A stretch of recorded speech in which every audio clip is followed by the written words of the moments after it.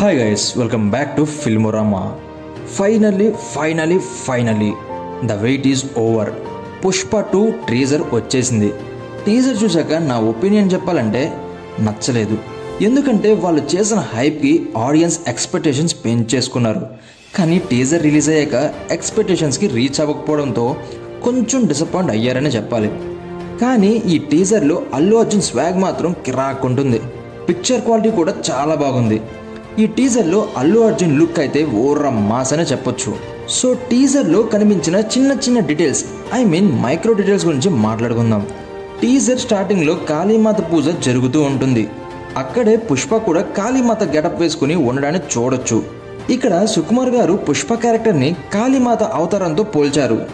ఎందుకంటే కాళీమాత యూనివర్స్ని డిస్ట్రాయ్ చేయగలదు, అలానే మళ్ళీ క్రియేట్ కూడా చేయగలదు. అండ్ ఒక మంచి స్ట్రాంగ్ డిటర్మినేషన్ కూడా ఉంటుంది. ఎక్కడ భయపడదు. అందరూ కాళీమాతని చాలా గౌరవిస్తారు. సేమ్ పుష్ప క్యారెక్టర్ కూడా అలానే. వేరీస్ పుష్పలో చూడొచ్చు. అందరూ పుష్ప చనిపోయాడేమో అని అనుకుంటారు, లైక్ డిస్ట్రాక్షన్. కానీ మళ్ళీ తిరిగి వస్తాడు, లైక్ క్రియేషన్. ఎక్కడ పుష్ప భయపడ్డు. పులి కూడా వెనకడుగు వేయాల్సిందే.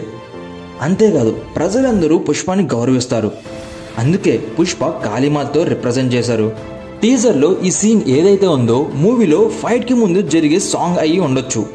లైక్ విలన్స్ అందరూ పుష్పాన్ని చంపడానికి వస్తూ ఉంటారు. మీన్ వైల్ పుష్ప జాతరలో డ్యాన్స్ వేస్తూ ఉంటాడు. ఆఫ్టర్ సాంగ్ పుష్ప విలన్స్తో ఫైట్ చేస్తాడు. ఇది నా గెస్ మాత్రమే. ఇక్కడ పుష్ప పెట్టిన పోజ్ ఏదైతే ఉందో అగైన్ సేమ్ కాళీమాతని ఇండికేట్ చేస్తుంది. పుష్ప 1 స్టోరీ 1998లో అవుతుంది. అండ్ లేటెస్ట్గా వచ్చిన పుష్ప ద రూల్ 2004లో అవుతుంది. ఈ గ్యాప్లో ఏమైంది? శ్రీవల్లికి ఏమైంది? అసలు పుష్ప కనిపించకుండా పోవాల్సిన అవసరం ఏంటి? ఇవన్నీ మూవీలోనే చూసేయాలి.